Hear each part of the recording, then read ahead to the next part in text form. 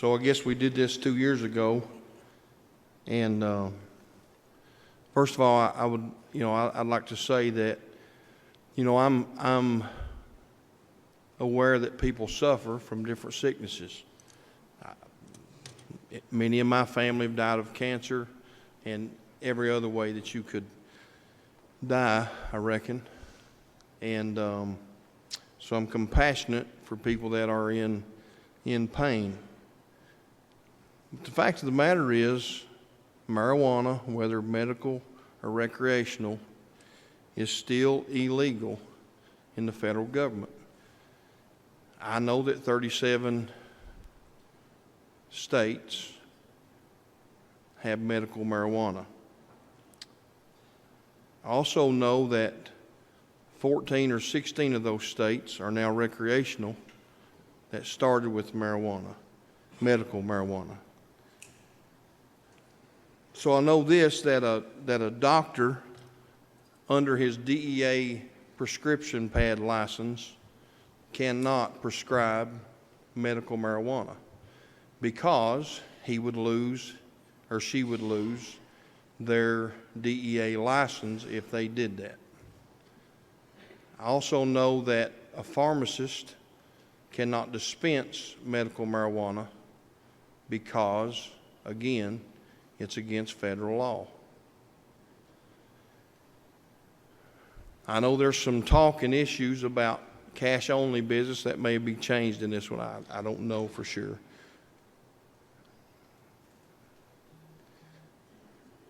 What I do know, I've been here, this is my 6th year, and this is what I do know. This is what happens in Frankfort. An issue that's controversial, such as medical marijuana, starts out with a watered-down version or so-called tightest bill in the nation with a pill only and only 5 or 6 conditions that can be used for. And then next year, there'll be 4 or 5 more added to it. And the next year, there'll be, well, we'll let this group smoke it. And then we'll let this group smoke it. And then somebody else will say, well, let's just recreationalize marijuana because the state can make a lot of money. So all of you know, and you probably get sick of hearing it, but I did work for 22 years with the Kentucky State Police. And the last 10 years of it, actually, all the years on the road and all the years as a detective, I fought dope. I didn't write a lot of speeding tickets, but I fought a lot of dope.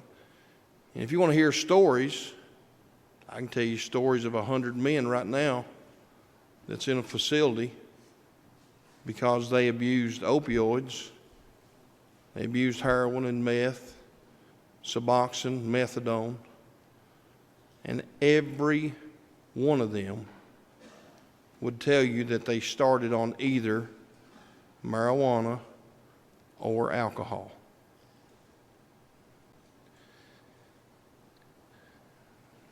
I've got friends in jail. We went to Christian school together, sang in chapel together.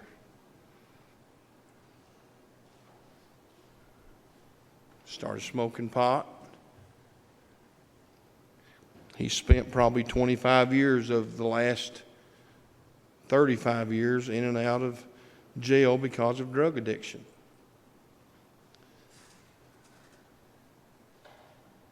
The common denominator of 99.9% of the drug addiction problem in America started with marijuana. And I know we're going to say, well, this is medical marijuana. Okay. Medical marijuana. It's illegal under the federal government and can't be prescribed, can't be dispensed. And I don't know how that we as Kentucky, I don't care if 37 other states have got it or not. If 37 other people jumped off a cliff, it don't mean I'm number 38 and going to jump behind them.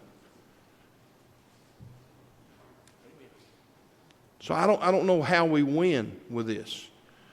You know, the gentleman from Greenup, who is a pharmacist for many years, can tell you that the issues that are complained about or problems that people have, there are some medicines already being made that's derived from marijuana. And I may be wrong. He could correct me if I am, but I think that's right. Marinol and others that are out there there's medicine for kids that have seizures that's derived from that.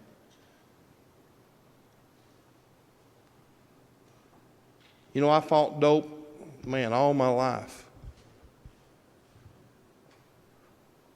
If you Google what's the most used drug in America, number 1, alcohol.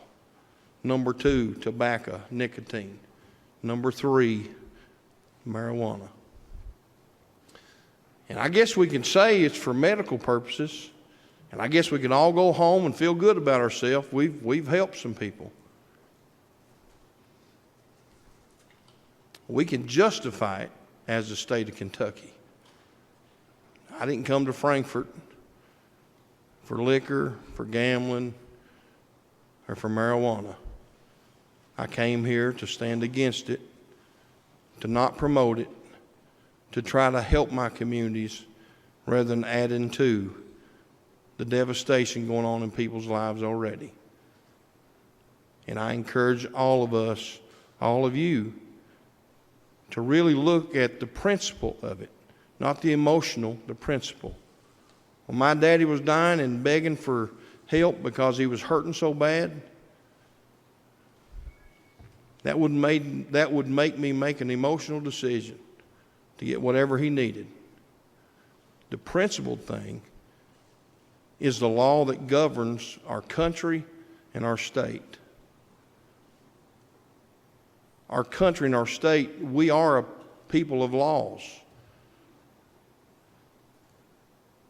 But I've come to find out that, well, if there's somebody that wants to change it to fit a narrative, we'll just change that law. And we're becoming a lawless society, and a society that don't respect ourselves because we forgot what principle is.